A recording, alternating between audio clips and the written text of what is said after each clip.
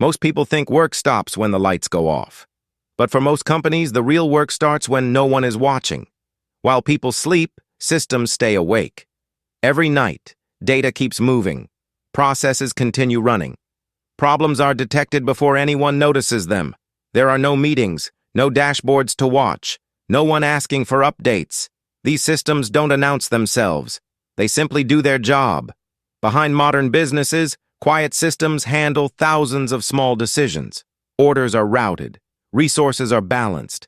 Schedules adjust automatically. If something breaks, it's often fixed before morning. Not because someone worked late, but because the system already knew what to do. This is not flashy technology. It's invisible infrastructure. When systems work well, people stop paying attention to them. There are no alerts, no interruptions, no explanations. Success looks like nothing happening. That's why most of the most important technology is forgotten. Not because it's weak, but because it's reliable.